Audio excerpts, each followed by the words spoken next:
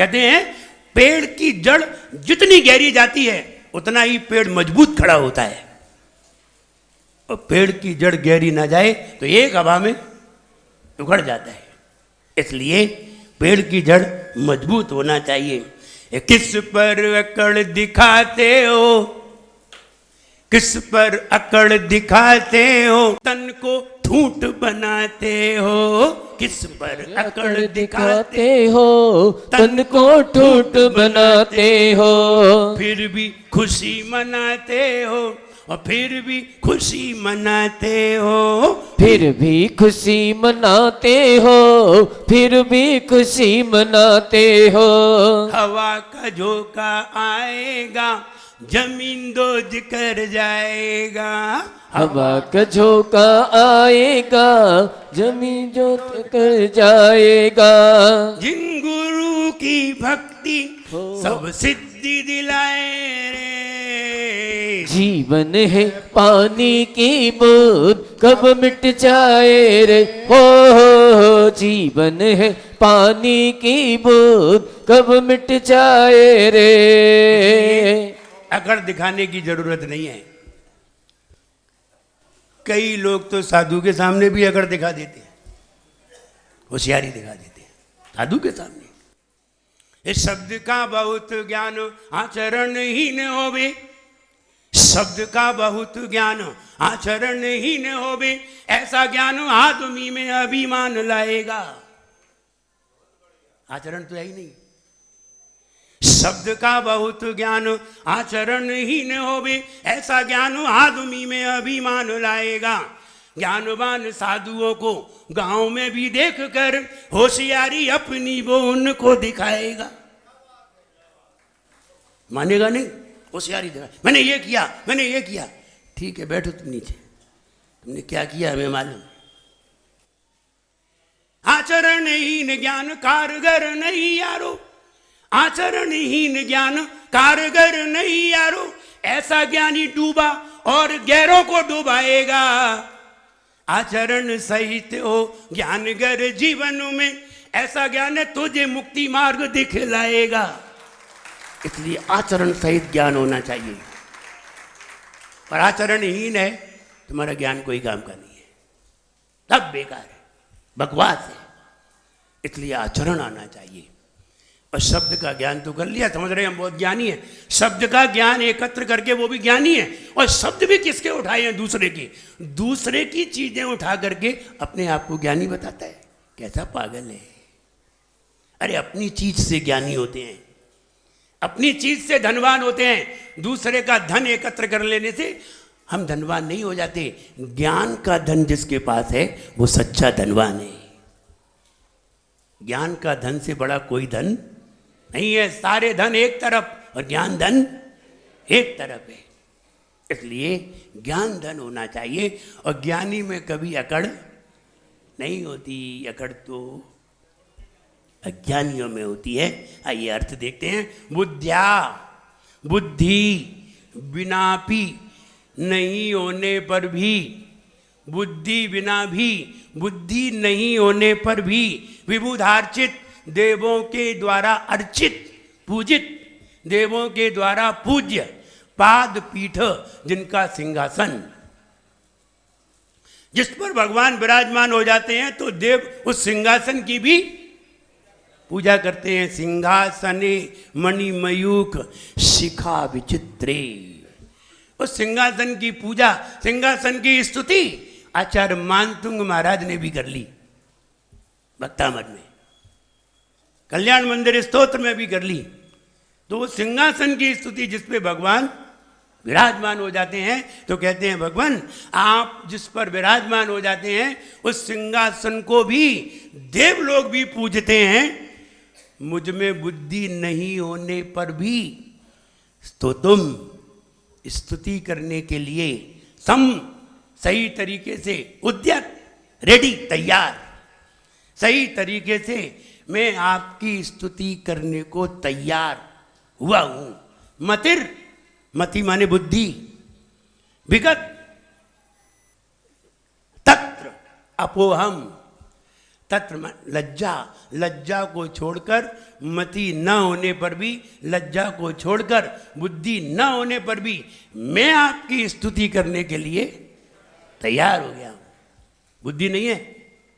अब बच्चा है, छोटा बच्चा है, अब बच्चा कभी कभी माला ले लेता है हाथ में और फेरता, मुंह चलाता है, उसकी मम्मी भी मुंह चलाती होगी, वो भी देख के ऐसे होंठ घुमाएगा, क्या पढ़ रहा है ये नहीं मालूम उसे।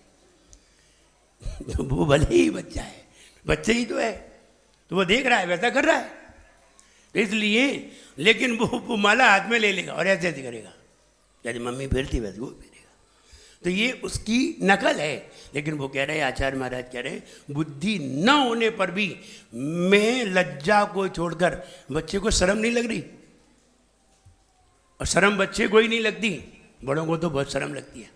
हमने एक बच्चे से पूछा कि तू भी महाराज बन जा, छोटा बच्चा था, करीब 3 या 4 साल का होगा, तू भी महाराज बन जा। बच्चा बोला नहीं हम नहीं, जो देखो हम भी तो महाराज हैं, हम भी तो कपड़े नहीं पहने, तू भी कपड़े उतारते।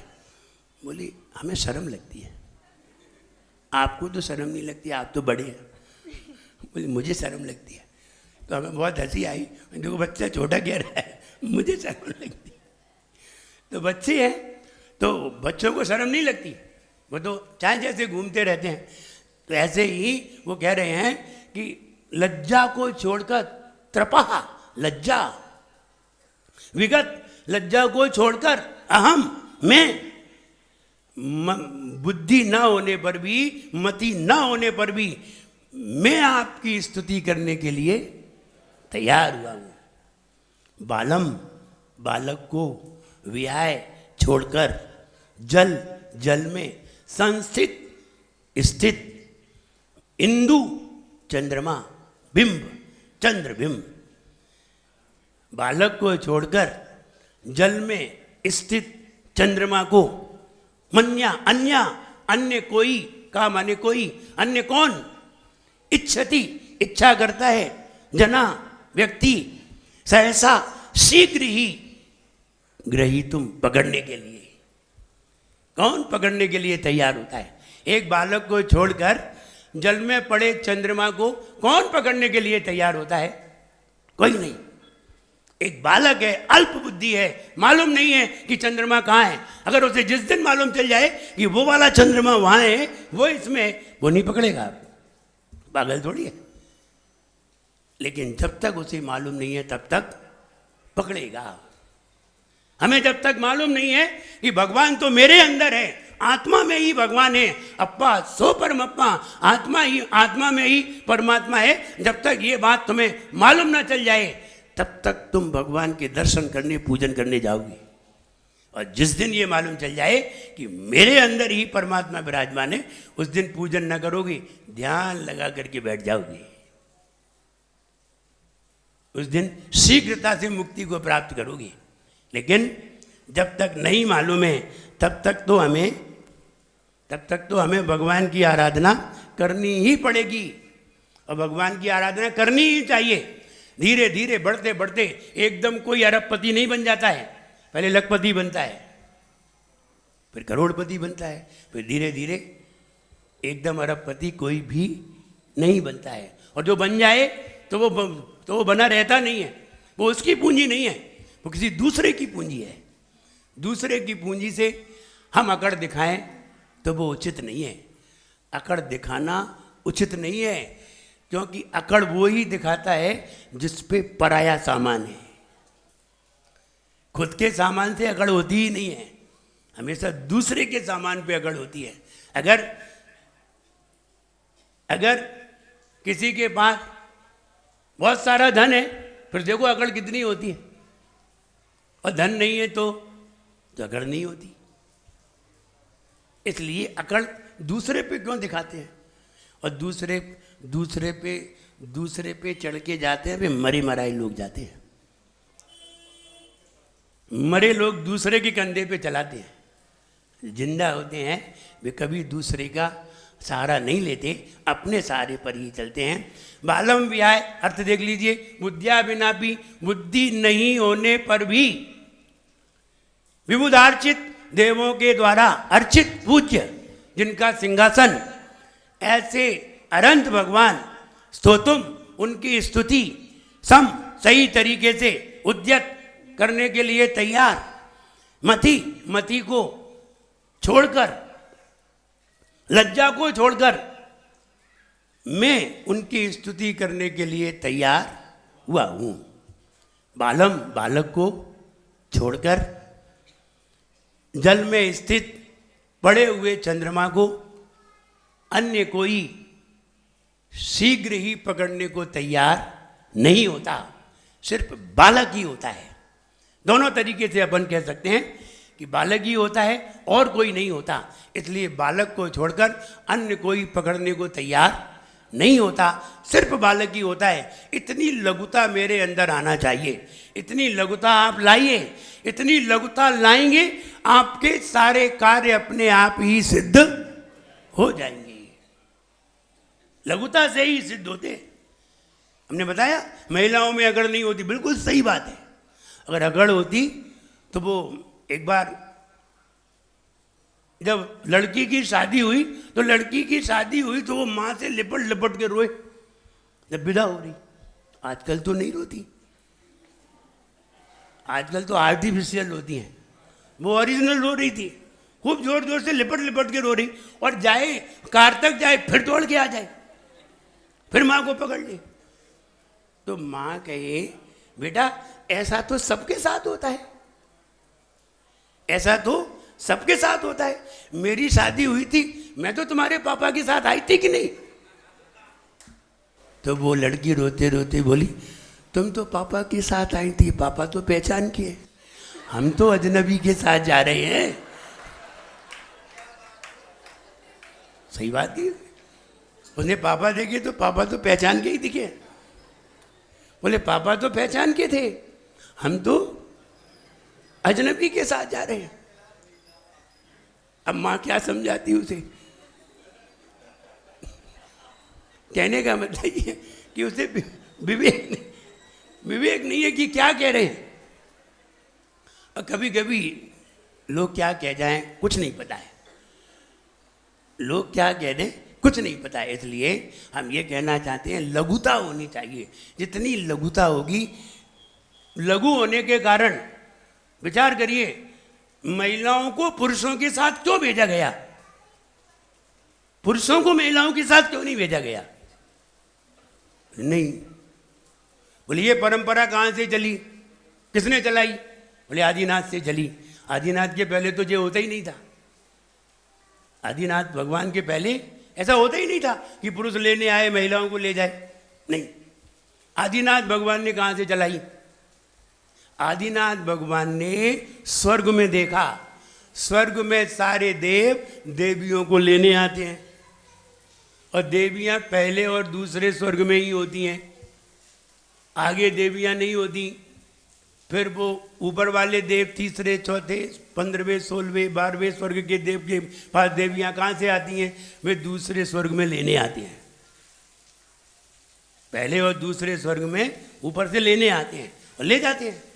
उनके नियोग की जो होती है तो उन्हें पता चल जाता है कि मेरी देवी आ गई है, चलो लेने चलना है, तो वो लेने आ जाते हैं। तो वहाँ की परंपरा को देख करके आदिनाथ भगवान ने ये वाली परंपरा मनुष्यों को बताई कि तुम भी जाना और ले आना।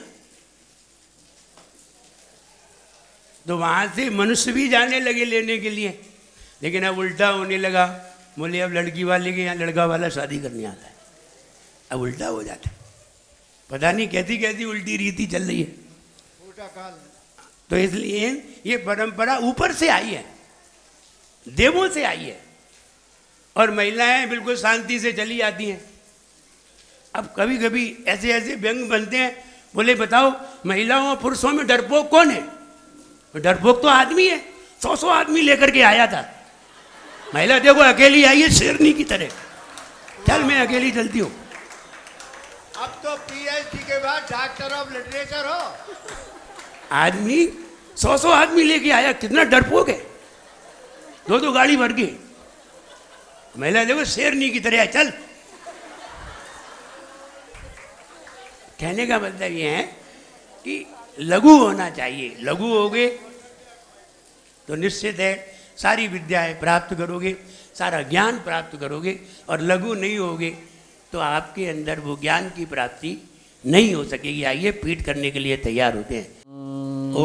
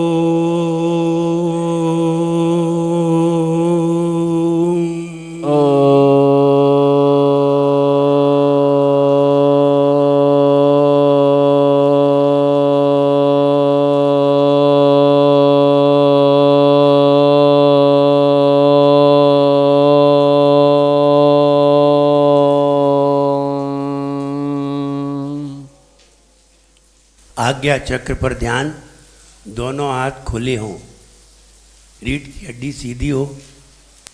मेरी बात 2 मिनट तक ध्यान से सुनना है और सुन करके अंदर अंदर ही उसे रिपीट करना है 2 मिनट तक। हे भगवान, पानी में दिखे चंद्रमा को, हे भगवान, पानी में दिखे चंद्रमा को शीघ्र पकड़ने के लिए बुद्धिहीन बालक ही तैयार होता है। हे भगवान, पानी में पड़े चंद्रमा को शीघ्र पकड़ने के लिए बुद्धिहीन बालक ही तैयार होता है। हे भगवान, पानी में पड़े चंद्रमा को शीघ्र पकड़ने के लिए बुद्धिहीन बालक ही तैयार होता है। वैसे ही आपकी स्तुति करने के लिए, वैसे ही आपकी स्तुति करने के लिए लज्जा को छोड़कर मैं आपकी स्तुति करने को तैयार हुआ हूं। वैसे ही बुद्धिहीन में आपकी स्तुति करने के लिए लज्जा छोड़ करके तैयार हुआ हूं। हे भगवान, पानी में दिखे चंद्रमा को शीघ्र पकड़ने के लिए बालक ही तैयार होता है और कोई नहीं। हे भगवान, पानी में पड़े चंद्रमा को शीघ्र पकड़ने के लिए बालक ही तैयार होता है और कोई नहीं।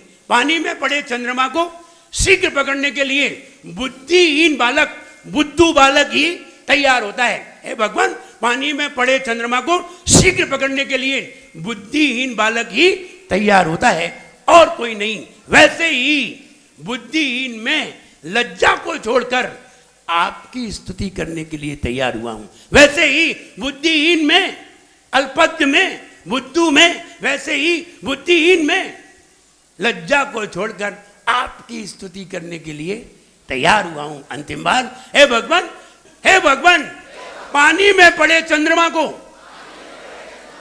शीघ्र पकड़ने के लिए बुद्धिहीन बालक ही तैयार होता है।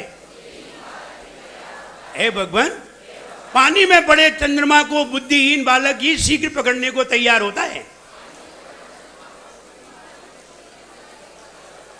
वैसे ही बुद्धिहीन में लज्जा को छोड़कर आपकी स्तुति करने को तैयार हुआ हूं।